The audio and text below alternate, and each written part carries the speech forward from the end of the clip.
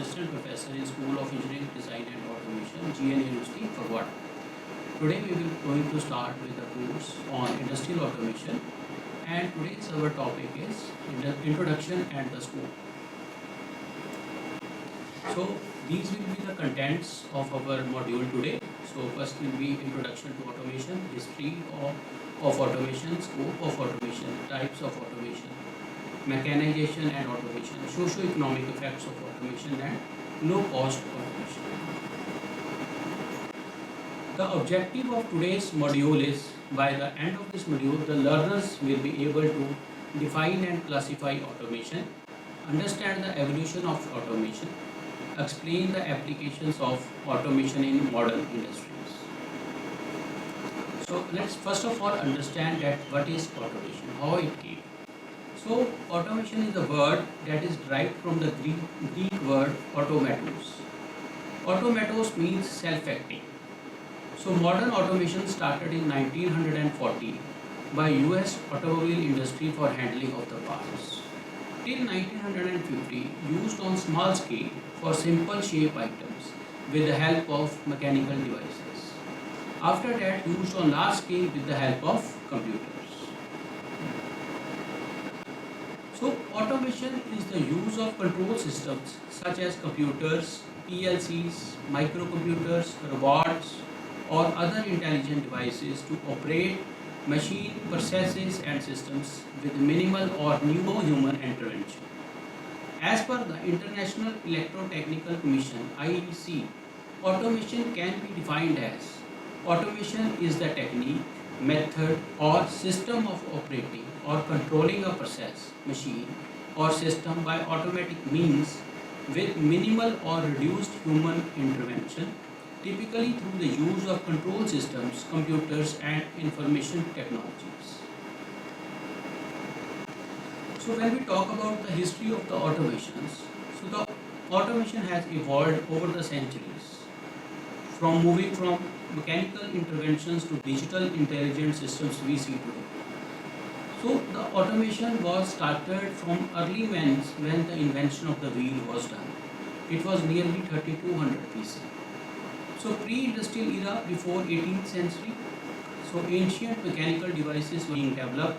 Greeks and Egyptians created water clocks, automated doors, that was also known as Hero of Alexandria, and self-operating fountains.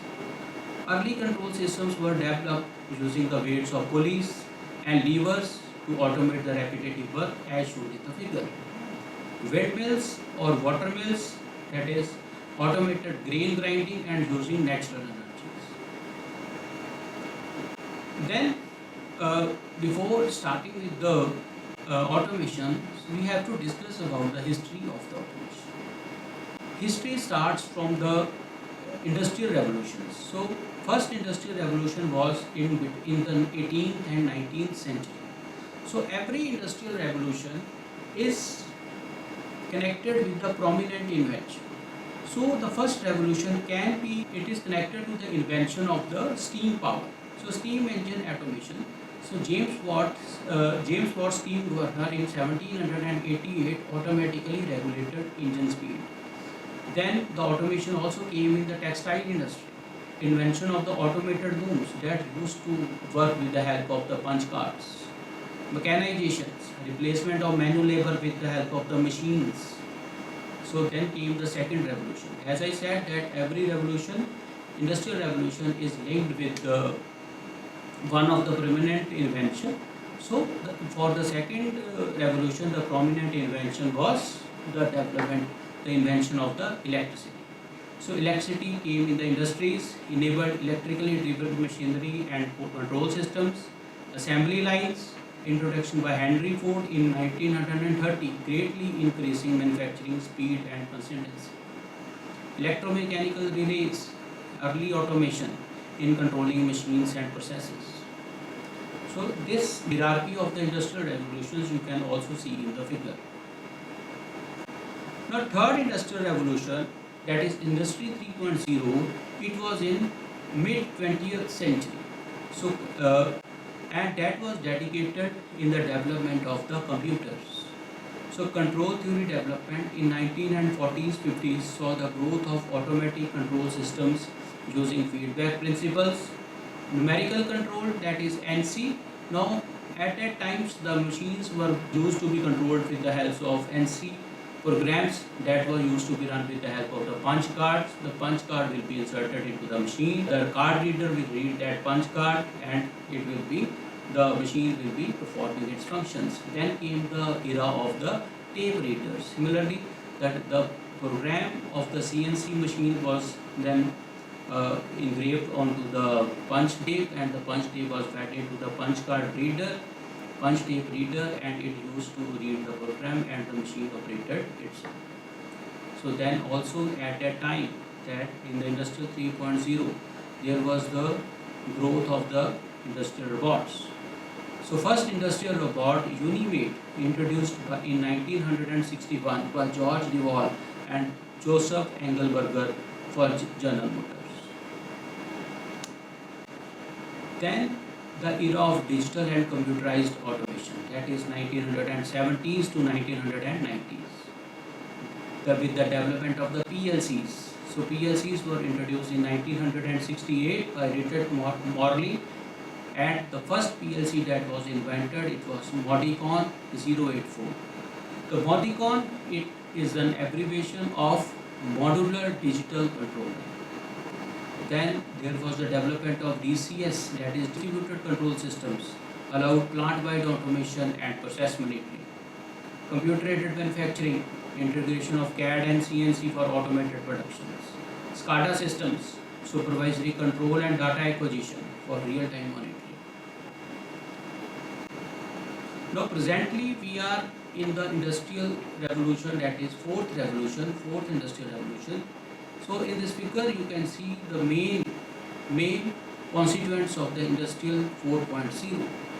Those are robots, HMIs, that is human machine interface, sensors, monitoring tools, instrument and control systems. So the prime key features of the industrial 4.0 revolution are industrial networking. So Ethernet, IP, Profibus, Profinet, Modbus, TCP, IP for connected control systems. Robotics. Now collaborating robotics are used that can help the humans for doing the various autonomous mobile robots. IoT and IIoT, Internet of Things, enabling cloud-based monitoring and predictive analytics. AI in automation, machine learning for predictive maintenance and process optimization. Now after this we move towards the scope of automation.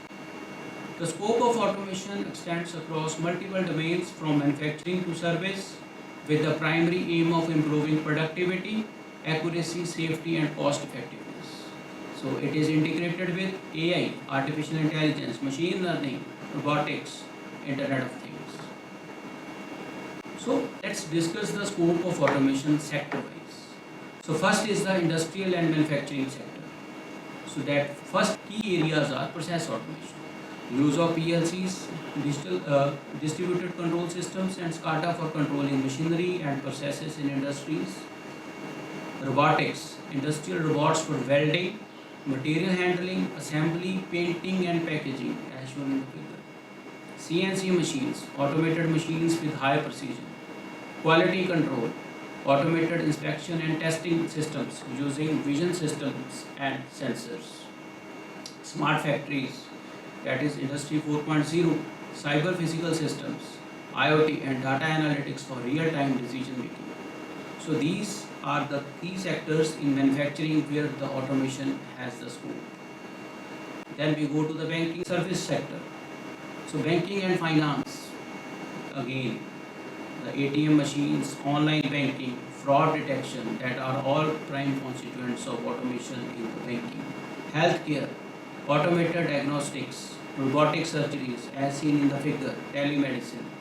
So you see the automation in the healthcare also. Retail, self-checkout counters, e-commerce, automation and personalized marketing. Then we have hospitality, AI-powered customer service bots, smart reservations and housekeeping robots. So Also, automation plays a very important role in transportation and logistics.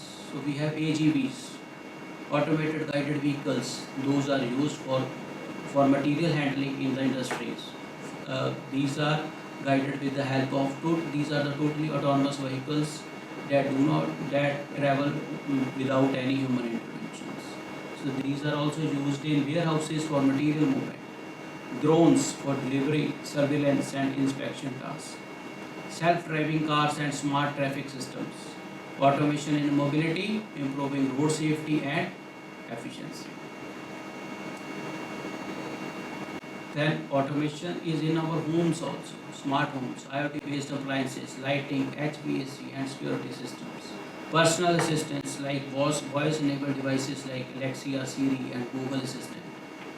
Wearables, we are having the smart watches that can monitor our health and lifestyle automation. So energy sector, power generation and distribution, automated control of power plants, smart grids, renewable energy, automation in solar tracking systems. So the solar panels will change their angle by sensing the movement of the sun. Wind turbine controls, energy efficiency, IoT enabled monitoring and optimization of energy consumption. Then agriculture, precision farming, automated irrigation, fertilization and pesticide spraying, drone monitoring, so crop health, soil analysis and yield production that can always be inspected with the help of the drones. Harvesting robots, so automated picking and sorting. Defense and security, so automation plays a very important role in the defense also. Surveillance systems, automated camera, drones and radar monitoring. So in the last months we have also seen the automation as in S-400 that was used by the Indian Army for detection and neutralizing the drones. Robotic soldiers, unmanned vehicles for hazardous environment. Now at this time we have the bomb. Firstly we used to have the humans that go to the bomb area and used to defuse the bombs, but now it is all being done with the help of the robotics. Cybersecurity automation, real-time detection and prevention. Then education and research, e-learning platforms, AI-driven personalized learning, virtual labs. Now the virtual labs are there. You can see the real-time working of the experiments. Automated experiments and simulations can be done with the help of the virtual labs. Research automation, data analysis, simulations and predictive modeling. So these are all the sectors where automation plays a very important role. Okay. So next is the types of the automation. So when we talk about the types of the automation, then the automation is of three types. First is fixed automation, flexible automation and programmable automation. So this automation is divided, as you see in the figure. It is depicted in this figure on this graph. On x-axis we are having the production quantity and on y-axis we are having the product variety. Okay. So the production quantity based on the volume of the parts that are being produced can be divided into three categories. First is low production. Low production is when only 100 components are produced per annum. And then we have the medium production up to 10,000 components per annum. That comes in the medium production. Then we have the mass production or high production when 10 lakh components are being produced per annum. That falls in the category of the mass production. Now if you see in this figure, then the fixed automation is used. On the y-axis we have the product variety, that how much variation of the products are being manufactured in a single production facility. So we have the low variety, medium variety and high variety of the products. Okay. So you see that if we see from the figure, then the fixed automation, it is for the high production rate, that is the mass production, and with low variety. And flexible automation is in the center and it is for mid variety and mid volume production. and then we have the programmable automation, that is for high variety of the components and with very low production. So the if we move ahead, then we can see that fixed automation is also known as the hard automation. Why hard automation? Because it is very difficult to change this type of automation, and it is not flexible. So a type of automation where the sequence of operation is fixed and predetermined, it is designed for mass production of a single product with a very high output. So that is the fixed automation. So means that if we try to understand this type of automation, so this fixed automation is applicable to the product layout of the systems, where the layout of the machinery is dependent upon the product. So a single product has to be made for high volumes, so all the machinery will be based on that product. So the features of this fixed automation are high production rates. So it is employed for the mass production, so its production rate will be automatically high. Higher initial cost, because all the machines has to be installed as per the requirement of the product. So that's why it's at high initial cost, because you have to give the dedicated equipments, SPMs, that is special purpose machines. Then we have it has the low flexibility. You cannot change the system. If I have a new product, then I cannot introduce the new product onto the same production line. So cannot easily adapt to the new products. So if we talk about the examples where this type of fixed automation is used, it is in the automobile assembly lines, that is Ford production lines, bottling plants for soft drinks, because on a bottling plants the soft drinks bottles will be used, and it may be of Pepsi, any other soft drink. So cement plants, because all the time the cement will be manufactured on the same lines, so there will be the mass production systems. So, and the fixed automation will be used in these cases. Then we come to the programmable automation. So automation where the equipment is designed to produce different types of products by changing the program, reprogramming of the PLCs, CNC machines or bots. So it is best suitable for the batch type of the production. So So there are first is the mass production. We can say that it is when the high volumes are there. So the programmable automation is used for low variety and high variety and with low production. So the features of programmable automations are flexibility to change the product design. Here the flexibility is there. You can change the product designs and then we can change the automation, as it is a programmable automation. You can change the program of the PLCs as per the requirement. We can change the program of the CNC machines and robots as per our requirements. So the production rate is medium. Higher setup times compared to the fixed automation. So when we talk about the fixed automation, then it requires the setup times, because we are changing from one product to the another product. So we have to change our tooling, we have to change our fixtures and other various things. So that is the setup time. So it requires some time. So if we talk about the examples of the programmable automation, then that is the CNC. First is computer numerical control machines, robotic welding, where programs can be changed for different car models. So automated guided vehicles, those can be programmed from going to one place to the another place to the other place, and we can always change the route of the AGVs as per our requirement. Then we come to the flexible automation, that is the soft automation. So why soft? Because it is very easy to change the type of automation, and it is the most flexible type of automation. So it is the advanced form of the programmable automation, where changeover from one product to the another can be done quickly and automatically with minimal setup time, best for medium volume and high variety productions. So features of this type of automation is very highly flexible, suitable for product part families, group technology. Initial investment is high.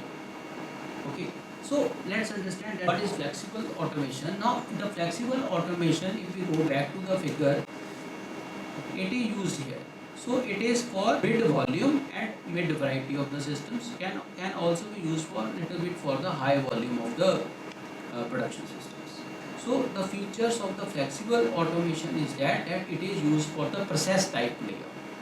Process type layout is that when your all the machinery system is designed as per the processes to be performed, so it is different from the product layout. In product layout, the machinery is designed as per the product, but in process layout, all the machinery system is as per the process requirement, not the product requirement. Okay. So when we move ahead, the features examples of the flexible automation are flexible manufacturing systems, that is FMS, where CNC machines, robots and material handling systems are integrated with computers. 3D printers, that is additive manufacturing, capable of producing different parts without retooling. And car manufacturing plants that produce multiple models on the same line, example Toyota and Maruti. Okay. So next topic is our difference between mechanization and the automation. So when we talk about the mechanization, mechanization refers to the use of machinery usually powered to assist or replace human workers in performing physical tasks, but human workers are still required to accomplish the cognitive and sensory elements of the task. So let's understand that in the mechanizations, the machines are replace the manual work, but the persons are required, the labor will be required to run those machines. Okay, like if we say the examples of mechanizations are tractors in the agriculture. Firstly, in agriculture, all the work was done with the help of the humans. Now it is being done with the help of the tractors. Power looms. Firstly, hand looms were used. Now we are using the power looms. Firstly, we had the hand drills. Now we are having the power drills. Forklifts. Firstly, the material handling was done with the help of the hands. Now it is being done with the help of the forklifts. But the persons are required to drive the forklifts, the power looms, hand drills, and tractors. Mechanical conveyor belts, steam engines in early industries, manual milling machines. So in all these machines, the machines has replaced the humans, but humans are required to run those machines. That is the mechanization. So in mechanization is there, the human effort has decreased. But when we come to the automation, automation refers to the use of mechanized equipments that perform the physical tasks without the need of oversight by the human workers. In automation, very less or no involvement of the humans is there. For example, we have the automated assembly lines. So robots assembling cars in the automobile plant with very minimal human efforts. Then we have the CNC machines, only the person has to make the CNC program, then it has to put into the CNC machine with the help of the pen drive or other means, the machine will run automatically. Automated warehouses are there, in which AGVs, ASRS, automatic storage and retrieval systems are used, that is totally automatic. Autonomous vehicles that are being developed today, driverless cars, that is total automation. Industrial robots, robotics arms in electronic manufacturing for soldering. Smart home systems, we are having the fully automatic washing machines in our homes. Automatic lighting is there. Temperature control by IoT devices. Then we have the process control in chemical plants. So we have the DCS, that is distributed control system, regulating reactions automatically. So this is the difference between mechanization and automation. So thanks for today. So we will be meeting in the next lecture.